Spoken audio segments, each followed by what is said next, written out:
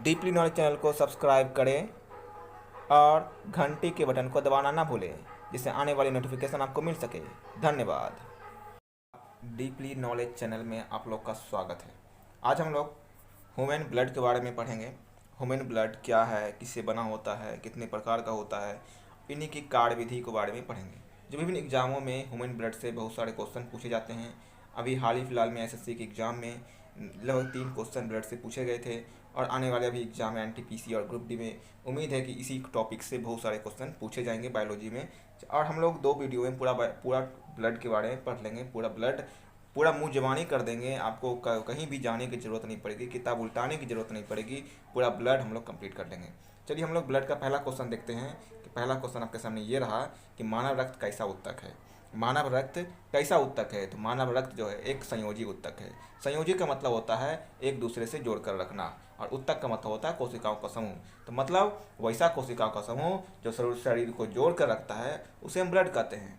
क्या कहते हैं? ब्लड कहते हैं। तो हम लोग आ गए हैं ब्लड किसे कहते हैं। ब्लड क्या है हम लोग जान गए। ब्लड क्या है? ब्लड एक संयोजी उत्तक है। चलिए नेक्स्ट क्वेश्चन आपके सामने ये रहा कि मानव शरीर में रक्त की मात्रा शरीर का कितना प्रतिशत भार के बराबर होता है। मानव शरीर में रक्त की मात्रा शरीर की भार का कितना प्रतिशत होता है? तो आप लोग इसका आंसर बताइए क्या होगा। इसका आंसर क्या होगा? 7%। क्या होगा? 7%। चलिए नेक्स्ट क्वेश्चन आपके सामने ये रहा कि मानव रक्त में नेक्स्ट क्वेश्चन आपके सामने ये रहा कि रक्त कैसा विलयन है, तो इसका पीएच मान कितना होता है। तो रक्त जो है कैसा विलयन है? रक्त एक क्षारीय विलयन है तथा इसका पीएच मान जब क्षार होगा तो हम लोग केमिस्ट्री में पढ़ चुके हैं कि अगर 7 से कम होगा तो अम्ल होता है और 7 से ज़्यादा होगा तो क्षार होता है। अगर 7 होगा तो न्यूट्रल होगा। तो 7 से ज़्यादा होगा ही ना, क्षार है तो 7 से ज़्यादा होगा। तो इसका पीएच मान कितना होता है? 7.4 होता है। कितना होता है? 7.4 होता है। चलिए नेक्स्ट क्वेश्चन आपके सामने ये रहा, चौथा नंबर क्वेश्चन कि एक वयस्क मानव में औसतन कितना लीटर खून होता है। औसतन कितना, एवरेज पूछ रहा है कि औसतन कितना लीटर खून होता है। तो हम लोग क्या आंसर देंगे इसका? 506 लीटर। कितना आंसर? 5 से 6 लीटर होता है। चलिए नेक्स्ट क्वेश्चन आपके सामने ये रहा, 5वां नंबर क्वेश्चन कि पुरुषों की तुलना में महिला में कितना रक्त कम पाया जाता है। पुरुषों की तुलना में यानी मेल में और फीमेल में दोनों के बीच ब्लड का कितना अंतर होता है। तो हम लोग इसका आंसर क्या देंगे? Half litre. कितना? आधा लीटर अंतर होता है। कितना? आधा लीटर अंतर होता है। चलिए क्वेश्चन नंबर 6 देखते हैं कि रक्त में कितने प्रकार के पदार्थ पाए जाते हैं। मतलब रक्त जो है किन किन पदार्थों से मिलकर बना होता है मेनली। तो हम लोग देखते हैं कि रक्त में जो है 2 प्रकार के पदार्थ पाए जाते हैं। कितने प्रकार के? 2 प्रकार के पदार्थ पाए जाते हैं। अब उन पदार्थों का नाम के बारे में जान लेते हैं। दोनों पदार्थ का क्या नाम है? दोनों पदार्थ का नाम क्या है? तो हम लोग दोनों पदार्थ का नाम भी देख लेते हैं। दोनों पदार्थ का नाम क्या है? एक पदार्थ का नाम है प्लाज्मा और दूसरा पदार्थ का नाम है रुधिराणु। क्या बोलते हैं? प्लाज्मा और रुधिराणु। चलिए प्लाज्मा किसे कहते हैं इसके बारे में जान लेते हैं। चलिए प्लाज्मा, व्हाट इज प्लाज्मा। तो हम लोग देखते हैं प्लाज्मा क्या। प्लाज्मा एक तरल पदार्थ है। क्या है? प्लाज्मा एक तरल पदार्थ है, मतलब गाढ़ानुमा पदार्थ है जिसमें 90% जल होता है। क्या होता है? 90% जल, 7% प्रोटीन, 0.9% लवण और 0.1% क्या होता है? ग्लूकोज होता है। ये होता है ग्लूकोज। क्या? ग्लूकोज। चलिए क्या होता है? ग्लूकोज होता है। हम लोग समझ गए कि प्लाज्मा क्या है। प्लाज्मा एक तरल पदार्थ है जिसमें क्या होता है? 90% जल होता है और 7% प्रोटीन होता है, 0.9% लवण और 0.1% ग्लूकोज पाया जाता है। चलिए देख लिए। अब कुल रक्त में अब पूछ दिया जाए कि प्लाज्मा पाया जाता है तो प्लाज्मा कितना परसेंट पाया जाता है, कितना उसमें प्लाज्मा पाया जाएगा, रक्त में कितना प्लाज्मा होगा। तो इसका आंसर हम लोग देंगे कि रक्त में 60% प्लाज्मा होता है। मतलब 100 भाग में से 60 भाग प्लाज्मा होता है। कितना भाग प्लाज्मा होता है? 60 भाग होता है। अब हम लोग देख लेते हैं प्लाज्मा का कार्य क्या होता है। प्लाज्मा का कार्य, what is the work of plasma. Plasma का कार्य क्या होता है? तो हम लोग देख लेते हैं प्लाज्मा का कार्य क्या होता है। प्लाज्मा का कार्य जो होता है वह पचे हुए भोजन और हार्मोन को पूरे शरीर तक पहुंचाता है। क्या करता है प्लाज्मा का कार्य? पचे हुए भोजन और हार्मोन को पूरे शरीर तक पहुंचाता है। प्लाज्मा का कार्य हो गया। हम लोग देखते हैं सेरम क्या है। Serum, what is serum. तो सेरम क्या है कि प्लाज्मा में क्या होता है। सेरम देख लेते हैं कि प्लाज्मा में जब फाइब्रोनेजन प्रोटीन को, कौन प्रोटीन को? फिब्रोनोजेन प्रोटीन को अलग किया जाता है तो वह सेरम कहलाता है। क्या बोले कि प्लाज्मा में जब हम फिब्रिनोजेन प्रोटीन को अलग करते हैं तो क्या बोलते हैं, सीरम कहलाता है। अब आते हैं दूसरा पार्ट। पहले देख लिए कि रक्त जो है, एक रक्त जो है दो भाग में मिलकर बना हुआ है, एक होता है प्लाज्मा और दूसरा होता है रुधिराणु। हम लोग रुधिराणु के बारे में देख लेते हैं कि रुधिराणु क्या, व्हाट इज रुधिराणु। तो रुधिराणु क्या है, रुधिराणु जो है एक प्रकार का कण है। क्या है, कण है जो प्लाज्मा में तैरता है, प्लाज्मा में तैरता है, जिसका प्रतिशत कुल रक्त का 40% है। हम लोग देख लिए हैं कि कुल टोटल 100% का रक्त होगा तो उसमें 60% क्या होगा, प्लाज्मा होगा और 40% क्या होगा, रुधिराणु होगा। अब देख लेते हैं रुधिराणु कितना प्रकार का होता है। 13वां नंबर क्वेश्चन कि रुधिराणु कितना प्रकार का होता है, तो हम लोग इसका आंसर देंगे कि रुधिराणु 3 प्रकार का होता है। पहला होता है आरबीसी जिसको बोलते हैं रेड ब्लड सेल, दूसरा होता है डब्ल्यूबीसी जिसको बोलते हैं व्हाइट ब्लड सेल और तीसरा होता है प्लेटलेट्स। क्या होते हैं, प्लेटलेट्स। अब देख लें कि आरबीसी क्या है, व्हाट इज आरबीसी का फुल फॉर्म हम लोग देख लेते हैं। आरबीसी का फुल फॉर्म क्या होता है, तो आरबीसी का फुल फॉर्म होता है रेड ब्लड सेल। क्या होता है, रेड ब्लड सेल। चलिए नेक्स्ट क्वेश्चन देखते हैं कि आरबीसी में केंद्रक पाया जाता है क्या, क्योंकि हम लोग जानते हैं कोशिका में केंद्रक पाया जाता है, तो हम लोग देखेंगे कि आरबीसी में केंद्रक पाया जाता है क्या। क्वेश्चन पूछ सकता है कि आरबीसी में केंद्रक पाया जाता है क्या, तो हम लोग बोलेंगे नहीं, आरबीसी में केंद्रक नहीं पाया जाता है। लेकिन कुछ अपवाद है, कुछ जानवर ऐसे हैं जिनमें उसके आरबीसी में केंद्रक पाया जाता है।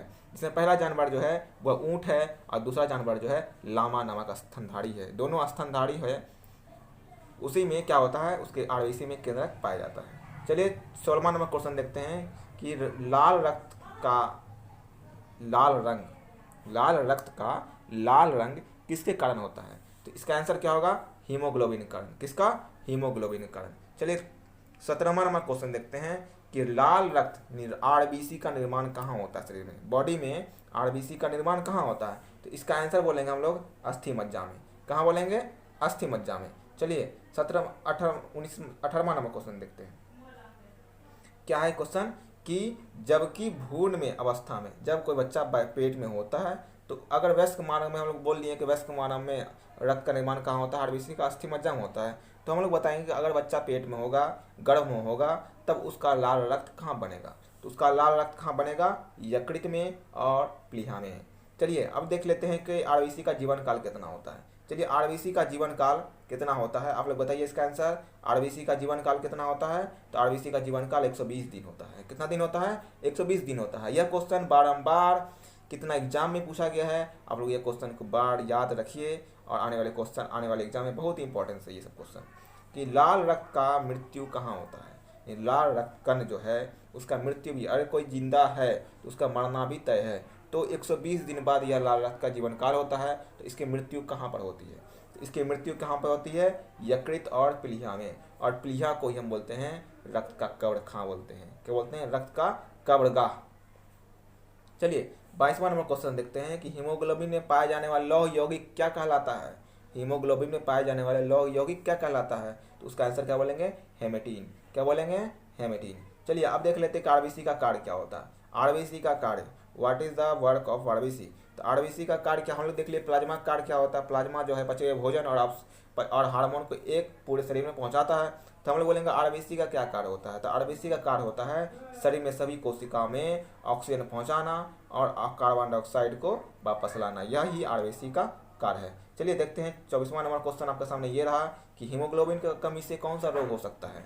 तो हीमोग्लोबिन की कमी से कौन सा रोग हो सकता है, एनीमिया रोग हो सकता है। कौन सा रोग हो सकता है, एनीमिया रोग हो सकता है। चलिए देखते हैं 25वां नंबर क्वेश्चन कि सोते समय आरबीसी कितना प्रतिशत कम होता है। तो सोते समय आरबीसी जो है वह 5% कम होता है। कितना प्रतिशत कम होता है, 5% कम होता है। 26वां नंबर क्वेश्चन देखते हैं कि आरबीसी की संख्या किससे मापी जाती है। डॉक्टर के पास जाते हैं हम लोग, आरबीसी और डब्ल्यूबीसी के कणों की मेजर होती है, तो हम लोग बोलेंगे कि आरबीसी का मेजर किस इंस्ट्रूमेंट के द्वारा किया जाता है, तो हम लोग बोलेंगे, क्या बोलेंगे, हीमोसाइटोमीटर के द्वारा। क्या, हीमोसाइटोमीटर के द्वारा। चलिए अब नेक्स्ट पार्ट देखते हैं कि डब्ल्यूबीसी 3 पार्ट होता है कणिका का, उसमें पहला पार्ट है आरबीसी, दूसरा पार्ट है डब्ल्यूबीसी। डब्ल्यूबीसी इसको बोलते हैं white blood cell. White blood cell, तो व्हाइट ब्लड सेल की आकृति किसके समान होती है, तो व्हाइट ब्लड सेल की आकृति अमीबा के समान होती है। चलिए नेक्स्ट क्वेश्चन देखते हैं 28वां नंबर क्वेश्चन कि इसमें केंद्रक पाया जाता है क्या। जब देखें कि आरबीसी में केंद्रक पाया जाता था, आरबीसी में केंद्रक नहीं पाया जाता था, तो हम लोग देखते हैं कि डब्ल्यूबीसी में क्या केंद्रक पाया जाता है, तो बोलेंगे डब्ल्यूबीसी में केंद्रक हाँ पाया जाता है। अब बोलेंगे डब्ल्यूबीसी का निर्माण कहाँ पर होता है, डब्ल्यूबीसी का निर्माण कहाँ पर होता है, तो डब्ल्यूबीसी का निर्माण अस्थि मज्जा और लिम्फ नोड में होता है और आरबीसी का निर्माण कहाँ होता है? यकृत और प्लीहा में होता है, या अस्थि मज्जा में होता है। क्या बोलते हैं? अस्थि मज्जा में। और उसका मृत्यु कहाँ होती है?